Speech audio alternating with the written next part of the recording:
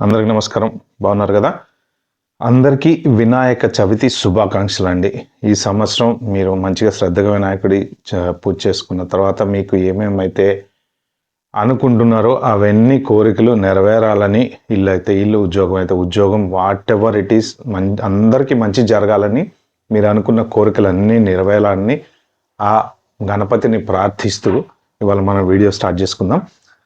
Trump tariffs 50% start అయిపోయింది. యాక్చువల్గా దాని ఇంపాక్ట్ ఉంటుందా అంటే, యాక్చువల్గా రెగ్యులర్గా అమెరికాలో ఉండేటువంటి కామన్ మ్యాన్ లైఫ్కి పెద్ద ఎఫెక్ట్ కాకపోవచ్చేమో, కానీ జనరల్గా అంటే business, country to country business కనుక చూసుకున్నా, లేకపోతే మన ఇండియాలో ఎకానమీ చూసుకున్నా, ఇవన్నీ ఇంపాక్ట్ అయితే డెఫినెట్గా అవుతాయి. ఆ డీటెయిల్స్ మనం ఈ వీడియోలో మాట్లాడుకుందాం. నా ఛానల్కి ఎవరైనా ఫస్ట్ టైం వచ్చినట్టుంటే సబ్స్క్రైబ్ చేసుకోండి. అలాగే నా వీడియోలు నచ్చితే లైక్ చేయండి, షేర్ చేయండి.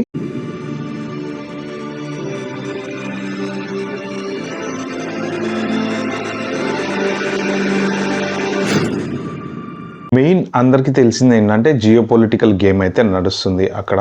100% దీనికి కారణం ఏంటయ్యా అంటే యుక్రెయిన్ రష్యా వారే. అంటే ఇంత సీన్ జరగడానికి ఆ యుక్రెయిన్ రష్యా వార్ని ఎవరు ఆపలేకపోవటము. ట్రంప్ వచ్చి నేను ఆపుతా అన్నాడు. అది ఎక్కడ ఆగట్లేదు, ఇంకా కొంచెం పెరుగుతుంది కానీ ఆగట్లేదు. సో ఆ ప్రతాపం అంతా ఏంటంటే ఆ వార ఆపలేక మన మీదే చూపిస్తున్నాడు. ఎట్ ద సేమ్ టైము దీనికి ఈ టారిఫ్లు పెంచడానికి మనం రష్యా దగ్గర ఆయిల్ కొనుక్కుంటున్నాం అన్నది ఒక్కటే కాదు, కానీ ట్రంప్ వెనకాల ఉండేటువంటి వాళ్ళు ఎవరైతే ఉంటారో, ఎందుకంటే మన అక్కడ ఇమిగ్రేషన్లో కూడా చాలామంది ఇండియన్స్ ఉన్నారు. ఏదో ఒక రకంగా మన మీద కొంత ఇది అనేది వ్యతిరేకత పెంచడానికి ప్రయత్నం జరుగుతుందని నాకైతే అనిపిస్తుంది. బట్ మెయిన్ ఏంటంటే వాళ్ళు చెప్పేది, మీరు రష్యా దగ్గర ఆయిల్ కొనొద్దు. ఈ ఒక్క చిన్న మాట కోసం, అంటే రష్యా ఆయిల్ మనం కొనడం ఆపేస్తే ఇంకా వాళ్ళకి డబ్బులు తగ్గిపోతే వీళ్ళ మీద యుద్ధం చేయరు అన్నట్టు, ఆ యుక్రెయిన్ మీద యుద్ధం చేయరు అన్నట్టు వాళ్ళు మాట్లాడుతున్నారు. కానీ అదంత సింపుల్గా అయ్యేటువంటి A+B+C టాస్క్ కాదు. అది ఏంటంటే పెద్ద జియో పొలిటికల్ గేమ్ అండి. కర్ర ఎరగదు, పాము చావదు. ఎందుకు అంటే 100% ఆయుధాలు అమ్ముకోవటానికి ఎక్కడో ఒక్కడ ప్రపంచంలో ఏదో ఒకటి మండుతుండాలి. ఇప్పుడు మనం దీపావళి పండుగ లేదనుకోండి, ఫర్ ఎగ్జాంపుల్ ఇమాజిన్ చేసుకోండి, దీపావళి పండగకి మనము ఈ ఏవైతే క్రాకర్స్ ఉంటాయో అవి కాల్చటం కంప్లీట్ మానేశారు అనుకోండి ఇండియాలో.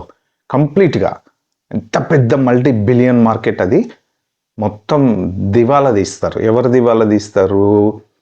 చైనాలో తయారు చేసేటువంటి ఫ్యాక్టరీలు దివాలా తీస్తాయి. ఇండియాలో దాని మీద డిపెండ్ అయినటువంటి కొన్ని వేల లక్షల కార్మికులు శివకాశీలో తయారు చేస్తూ ఉంటారు కదా ఎవ్రీ ఇయర్, వాళ్ళు దివాలా తీస్తారు. కొంతమందికి ఉపాధి పోతుంది. అంటే పొల్యూషన్కి అగైనెస్ట్ అయినా సరే స్టిల్ ఇంకా మన పండగ చేసుకుంటున్నాం కాబట్టి వాటికి సేల్స్, వాటి మీద డిపెండ్ అయినటువంటి ఎకనామీకి సేల్స్ అనమాట. సో సేమ్ దీపావళి పండగ కాన్సెప్ట్ తీసుకొని ప్రపంచంలో ఎక్కడో ఒక్కడ దీపావళి పండగ జరుగుతూ ఉంటే ఈ ఉన్న ఆయుధాలన్నీ వాడేస్తాం కాబట్టి కొత్త ఆయుధాలు కొనుక్కుంటాము. ఇప్పుడు తుపాకీలో ఉన్న బుల్లెట్లన్నీ టుప్పుడు గాలి చేస్తే అయిపోతాయి. మళ్ళీ 10 బుల్లెట్లు కావాలంటే ఏం చేస్తారు? కొనుక్కుంటారు కదా. అంటే ఈ బిజినెస్ రన్ అవుతా ఉంటుంది అనమాట. ఇది చాలా ఓపెన్ సీక్రెట్, అందరికీ తెలిసింది ఇదే అండి. అందుకని ఎక్కడ ఒక్కడ ఏదో ఒక చోట దీపావళి పండుగ జరుగుతూ ఉంటుంది, ఏదో ఒక దేశానికి మధ్య. ఇవి అంత తొందరగా ఆగవు. మంట చల్లారితే వాడికి బిజినెస్ ఉండదు. ఓకే, ఇది సీక్రెట్. నెక్స్ట్ ఇంకా టారిఫ్ దేనికి ఎఫెక్ట్ అవుతుంది అంటే, జనరల్గా మెయిన్ బిగ్ ఇంపాక్ట్ వచ్చేసి టెక్స్టైల్ ఇండస్ట్రీ అండి. చాలా పెద్ద హై ఇంపాక్ట్ వచ్చేసి టెక్స్టైల్ ఇండస్ట్రీ. ఎందుకంటే మీకు ఈ గ్యాప్, తర్వాత మన వాల్మార్ట్, లెవీస్, వీటన్నిటికీ మన ఇండియా నుంచి చాలా చోట్ల నుంచి cost of production, cost of salaries తక్కువ కాబట్టి ఇండియా నుంచి బట్టలు తీసుకెళ్ళి అమెరికాలో అమ్ముతారనమాట. సో ఇప్పుడు ఏం చేశారు వీళ్ళంటే, ఏమేమైతే గూడ్స్ కొనాలనుకుంటున్నారో వాటన్నిటినీ వాల్మార్ట్ కానీ, గ్యాప్ కానీ, లెవీస్ కానీ, పెద్ద బ్రాండెడ్ కంపెనీస్ అని పెద్ద కంపెనీలన్నీ ఆర్డర్స్ ఆ పాస్ పెట్టేసినాయి. అంటే మాకు ప్రస్తుతానికి ఏమి స్టాక్ వద్దు అని, లేదా ఈ 50% టారిఫ్ ఏదైతే ఉందో మీ నెత్తిన వేసుకోండి, అంటే మధ్యలో డీలర్స్ ఉంటారు కదా, ఇప్పుడు ఇండియాలో తయారు చేసేది ఒకడు, తయారు చేసిన దాన్ని మార్కెటింగ్ చేసి తీసుకొచ్చి అమెరికాలో వాల్మార్ట్కి అమ్మే మధ్యలో ఎవరైతే మిడిల్ మెయిన్ డీలర్స్ ఉంటారో వీళ్ళని ఎత్తిన వేసుకోండి అని వాళ్ళు అడుగుతున్నారు. అది పాసిబుల్ కాదు కదా. How it is possible? 50% tariff వీళ్ళని ఎత్తిన వేసుకొని కట్టడం అంటే హైలీ హైలీ హైలీ అన్లైక్లీ అది. సో ఇప్పుడు ప్రెసెంట్ ఏమైందంటే ఎక్కడికక్కడ ప్రొడక్షన్ నిలిచిపోయింది. ఏం చేస్తారు వాళ్ళు తయారు చేసి? ఇప్పుడు కంపెనీస్ వద్దన్నాయి, గూడ్స్ మాకు ఇవ్వద్దు ప్రస్తుతానికి, మేము తీసుకోము అన్నాయి. వీళ్ళు తయారు చేసి ఎక్కడ పెట్టుకుంటారు? ఆ వేర్ హౌస్లన్నీ ఎక్కడ నింపుకుంటారు? మళ్ళీ అదొక హెడ్ ఏక్ కదా. అందుకని ప్రొడక్షన్ అంతా ఆపేశారు. ప్రొడక్షన్ ఆపేయటం వల్ల end of the day effect ఎక్కడ పడుతుందండి? ఫస్ట్ థింగ్ పడేది కార్మికుల పొట్టగొట్టినట్టు అయిపోతుంది. పాపం వాళ్ళకి ఉపాధి అనేది ఉండదు. ఎందుకంటే 15 రోజులు, నెల రోజులు, 2 నెలలు ఈ గూడ్స్ వీడు అమ్ముకుంటేనే కదా కొత్త గూడ్స్ తయారు చేసుకుంటూ వచ్చేది. కాబట్టి ఈ టెక్స్టైల్ ఇండస్ట్రీ పెద్ద పెద్ద భారీ ఇంపాక్ట్ ఒక్క చోట కాదు. ఫస్ట్ కార్మికుల దగ్గర స్టార్ట్ అవుతే నెక్స్ట్ ఇంపోర్ట్ ఎక్స్పోర్ట్ దెబ్బతింటుంది. ఇంపోర్ట్ ఎక్స్పోర్ట్ మీద ట్యాక్స్ రాదు. ఆ ఇంపోర్ట్ ఎక్స్పోర్ట్ ఇంటర్నేషనల్ ట్యాక్స్ రాదు. గూడ్స్ ఎక్కడక్కడ నిలిచిపోతాయి. అక్కడ వాళ్ళు తీసుకోను అంటే కొన్ని గూడ్స్ మళ్ళీ వెనక్కి తెచ్చుకోవాలి. ప్లస్ ఈ వీటన్నిటి మీద జరిగేటువంటి ఏ $40-50 బిలియన్ వర్త్ ఆఫ్ ట్రేడ్ అయితే ఉందో ఆ ట్రేడు ఆగిపోతుంది. ఆగిపోవటం వలన మన కంట్రీకి రావాల్సిన ఈ ట్యాక్సెస్ ఏవైతే బిజినెస్ మీద ఉంటాయో అవి ఆగిపోతాయి. అంటే మన ఎకనమీ చాలా దెబ్బతింటుంది, ప్లస్ ఉపాధి దెబ్బతింటుంది. బట్ రెగ్యులర్గా డే టు డే లైఫ్లో ఉండే అమెరికన్ ఒకవేళ ఇవాళ జీన్స్ ప్యాంట్ కొనుక్కోకపోతే రేపు కొనుక్కుంటాడు, లేకపోతే ఇంకొకటి ఏదైనా కొనుక్కుంటాడు. బట్ ఇక్కడ మన బిజినెస్ మన దేశంలో ఉండేటువంటి వాళ్ళకి పెద్ద impact. And on top of that అమెరికాలో ఉండే వాళ్ళకి ఎలా ఇంపాక్ట్ అవుద్ది ఇది అంటే, ఇప్పుడు వాల్మార్ట్ వచ్చేసి మన దగ్గర నుంచి కొనుక్కోలేదు. ఇప్పుడు వాడు ఇప్పటికిప్పుడు వేరే బిజినెస్ డీల్ చేసుకొని ఏ బంగ్లాదేశ్ నుంచో లేకపోతే వియత్నాం నుంచో ఇట్లాంటి చోట నుంచి కూడా మీకు టెక్స్టైల్స్ వస్తాయి అన్నమాట.